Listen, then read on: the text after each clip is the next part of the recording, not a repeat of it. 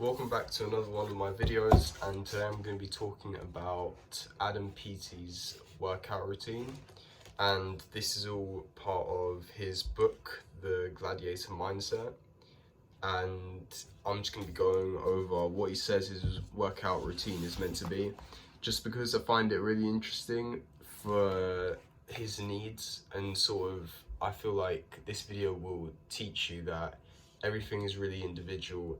Even though going to the gym in general would be better for you to improve performance, for the top level athletes, they obviously need every percentage they can get on top of anyone else.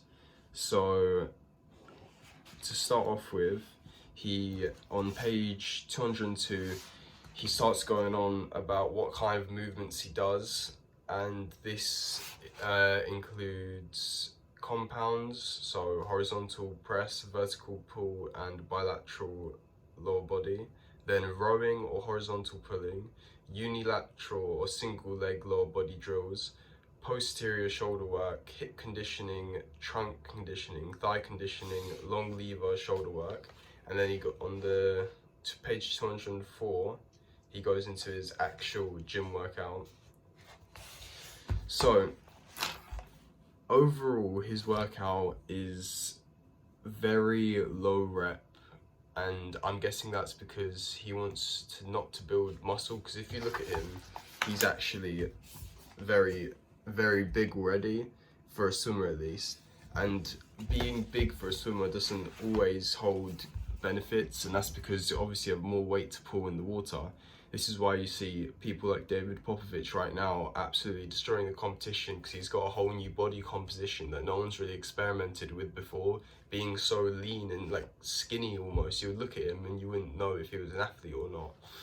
So yeah, that's a little side tangent, but the thing is, David Popovich is doing amazing in sprints as well. So it's not just people think long distance athletes are going to be skinnier. It's really not working like that, because sprinters like David Popovich are breaking world records for 100 freestyle, even though he's swimming next to Caleb Dressel, and Caleb Dressel obviously built like Adam Peaty as well, just a bit taller.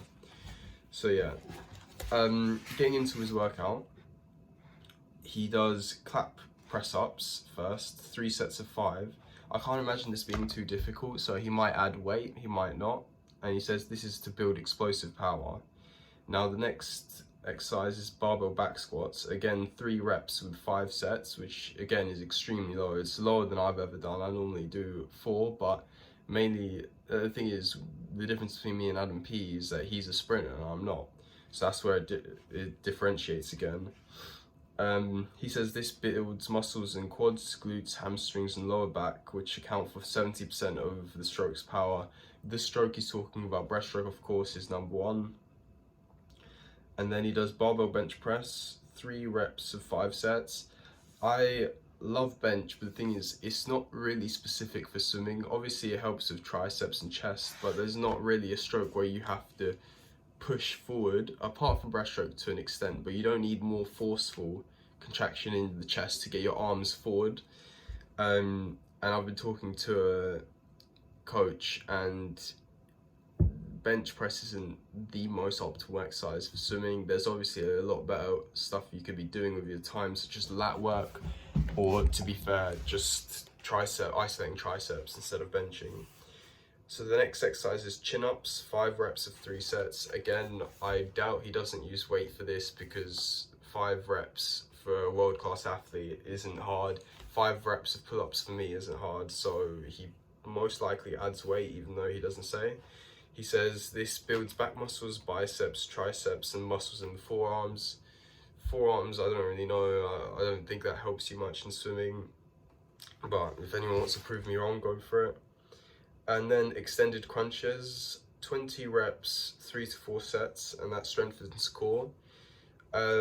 Extended crunch, I'm guessing, is when instead of crunching, you have your arms up by your side, and that probably just adds a bit more weight.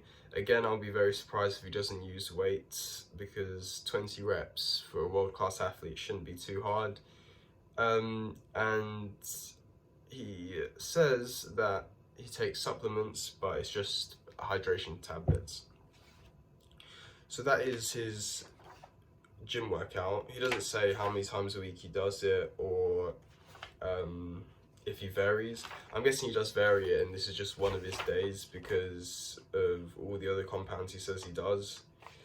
He says he split squats even though he doesn't list it in his routine, but he can make a lot more money out of selling an entire program rather than just a book. So I'm guessing he's just waiting until he can make a program, because that's the smart side of it, isn't it? If he makes an entire program and sells his entire gym routine, it would probably make him a bit. He goes into diet as well, but I'll probably cover that in another video. And yeah, I might try this gym routine even though it's not very specific to me. I want to see how much fatigue I get and how much DOMS I experience, which is the delayed onset of muscle soreness. And I'm guessing this is structured like this so that he doesn't actually get tired after the workout too much. Obviously he will get muscle fatigue, but with the low rep range it works more on power rather than muscular strength, so that doesn't actually damage the muscle as much, and it's quicker for you to recover from power training instead of muscle hypertrophy training. And yeah, I hope you enjoyed this video, and let me know if you want any other type of content.